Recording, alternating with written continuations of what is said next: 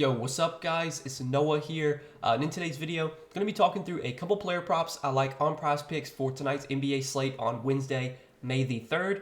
Now for tonight, we just have one game tonight. We have game 2 of the Sixers and Celtics series, and we're going to have a lot of days like this moving forward where we just have one game. I think on Thursday, we just have one game, so these days are going to be a little bit tougher to find two plays to like, but I'm still going to try and come on here, give you guys at least two plays every day, even when we just have one game. So I got two picks to share in this video, two plays I do like in this Sixers-Celtics game.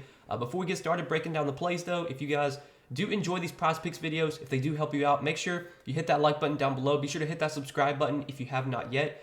And if you guys are new to the channel, if you have never checked out Prizepicks before, you can actually sign up for Prizepicks. You can use my promo code Noah. When you sign up, you will get your first deposit matched up to $100 when you do sign up with my promo code. Also, if you enjoy these YouTube videos and you want more Prizepicks plays from me, I do give out more Prizepicks plays over on Patreon. Usually I give out some MLB and NBA plays over there. We'll have to see, with there just being one game today, if I can find any more NBA plays worth playing. But I'll definitely be giving out at least 2, 3, 4 MLB plays over on Patreon. So if you guys want to check that out, if you want to see all the content I do provide over there, you can check that out, linked down below in the description. But I do want to recap the two plays we gave out in yesterday's YouTube video before we talk through today's plays. So we hit both of our plays yesterday, so hopefully you guys did tail those two. We took the under on RJ Barrett's fantasy score at 34.5, and that was not looking good after the first quarter. I was expecting Barrett to kind of take a little bit of a step back with Julius Randle most likely playing. Julius Randle did wind up playing, but Barrett came out red hot. He was knocking down a ton of shots. Luckily, though, he kind of cooled off. In the second quarter, he cooled off in the second half. I think he finished with 29 fantasy points. We took his under 34.5. So that was one play that hit, and then the other play that hit was Kevon Looney's over fantasy score. And Looney, once again, just dominated on the glass, had a big game with the rebounds, got some assists, had some points as well. I think he finished with a little bit over 40 fantasy points, and we took over 30.5 or over 31 from him. So both Looney and Barrett plays, those two hit yesterday. Hopefully you guys did tail. We continue to be on a nice run with these YouTube plays. I think over our last 6 videos, we're 10-2 over our last 12 picks. So been doing really well. Hopefully you guys been making some money. Let's try and make some money today. So got two plays I like today. One's going to be a fantasy score prop, and then one's going to be a points prop. So I was actually I was looking at these props last night. I was looking at them on Monday or on Tuesday night, just kind of taking a first look at the board. They didn't have any fantasy score props up last night, and I was also I didn't really see a ton that I loved on the board, and I was a little bit worried that Joel Embiid might play, even though he was listed as doubtful. And surely enough, Embiid is going. It looks like he's going to play today. So kind of glad I didn't make my video last night. Kind of glad I didn't really take any props because I was looking at some Sixers overs with Embiid projected to be out. Luckily, I didn't take those, but the fantasy score prop I actually like for today is going to be Joel Embiid. So Embiid's fantasy score line, it does sit at 43.5 on Prizepicks.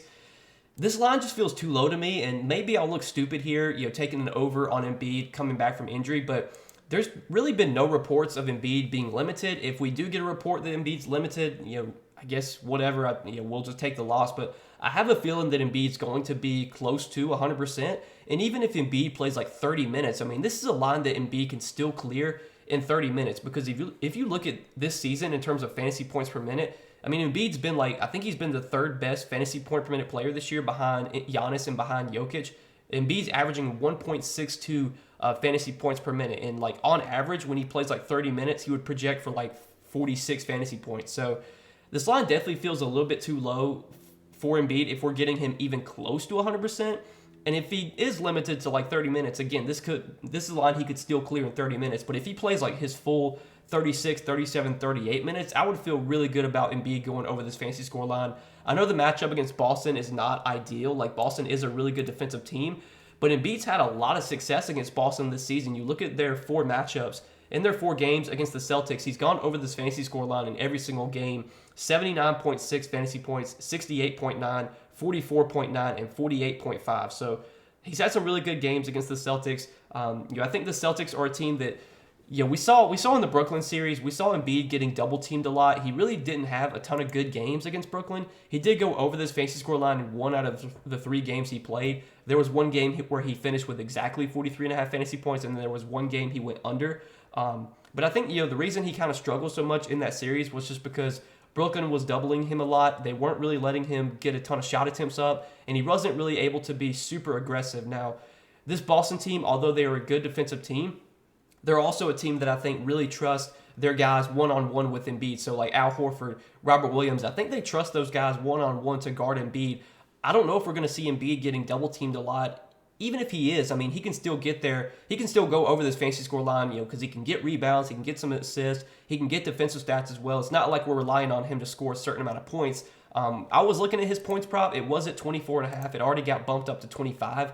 I think because that line got bumped, I prefer going to fantasy score. And again, like I could see Embiid maybe only scoring like 20 points tonight, but he could still grab like 12 rebounds, get like 4 assists, get 2 steals and a block or something like that. So when you take fantasy score, you do have a lot more outs to a guy going over this line just because there's so many more categories that they can get you points from. Whereas if you take an over on points, I mean, you're relying on one specific category.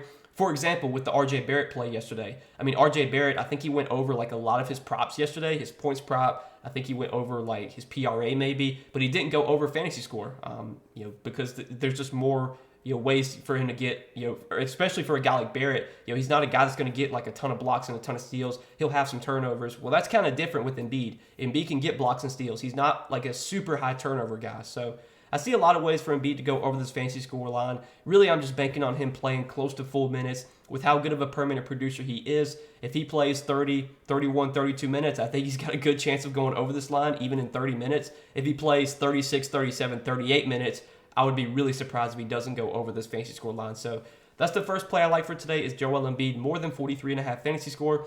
And then the other play I like from the Celtics is going to be a points prop. I'm going to be looking at Jaylen Brown's points prop of 24.5, and I do like the over here for Jaylen Brown. So last game we saw Jaylen Brown come up just short of his points prop. He scored 23 points in that game. But that was a really, really weird game for Jaylen Brown. For one, he only shot the ball 10 times last game, which if for Jaylen Brown, that's not a lot. I mean, Jaylen Brown is normally a guy that shoots the ball like 20 times a game. He only shot the ball 10 times last game. His usage rate was really, really low as well. Jason Tatum, had a really big game. He was dominating the usage a lot. He had a 32.6% usage rate. Jaylen Brown last game had a lower usage rate than Marcus Smart. That almost never happens. 18.8% usage rate for Jaylen Brown last game, which again, almost never happens. So far this season, Jaylen Brown's had like a 27% usage rate, which is right behind Tatum. So we can normally expect Brown and Tatum to have similar usage, to have similar shot attempts. But Brown shot the ball 10 times last game. Tatum shot the ball like 25 times. I think more times than not, those lines will even out, and you'll see both guys take like 17, 18, 19 shot attempts. And then if one guy gets going, maybe he'll shoot the ball a little bit more. Maybe if this is the game where Jaylen Brown gets going, maybe you'll see him shoot the ball a little bit more. I don't think this is the greatest matchup for Jaylen Brown. I mean, the Sixers, they are a good defensive team, but we should see PJ Tucker guarding, Jason Tatum. So I think the matchup is probably a little bit better for Brown than it is for Tatum. And I know Tatum had the really big game in game 1, but I feel like this could be the game where Brown gets going.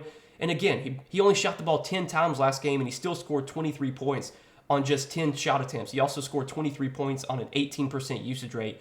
Normally, we can expect 15 to 20 shot attempts for Jaylen Brown, and normally we can expect him to have like a 26, 27, 28% usage rate. So it really felt like a bad game for Jaylen Brown last game, and he almost went over this prop, having a really bad game.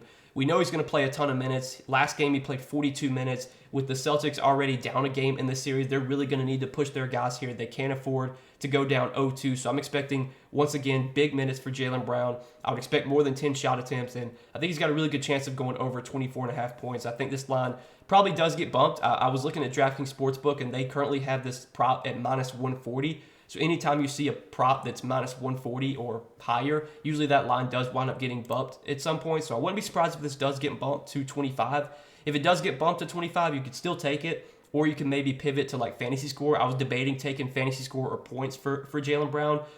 Jaylen Brown's not a guy that really typically gets a ton of other stats besides scoring. So I think more times than not, he'll clear the points prop before he clears fantasy score. But they might bump the points prop, so you could take fantasy score. Either way, though, I think this is going to be a good game for Jaylen Brown. The fact that he managed to score 23 points, managed to put up 35 fantasy points last game, shooting just 10 shots, having an 18% usage rate, you would expect a more aggressive offensive game from him here. And we know the minutes are going to be massive. And typically he's a guy that averages like over a fantasy point per minute. So if he plays 40, 42 minutes, that fantasy score line of 37.5 does feel a little bit too low. I think his points prop of 24.5 also feels a little bit too low. So these are the 2 picks I do like for tonight's game, guys. Again, we just have 1 game tonight, so it's a little bit tougher on days like this to find like a ton of plays to like, but I still want to try and give you guys at least 2 plays that I'm going to be playing. And if I do find any other NBA plays I like for this game, I will share those over on Patreon. Not sure if I'm going to have any more NBA plays. We'll have to see, but I'll definitely be providing some MLB plays over on Patreon. You can check that out, linked down below in the description if you are interested. But wish you guys the best of luck on this slate. Appreciate you watching the video. As always, hit that like button.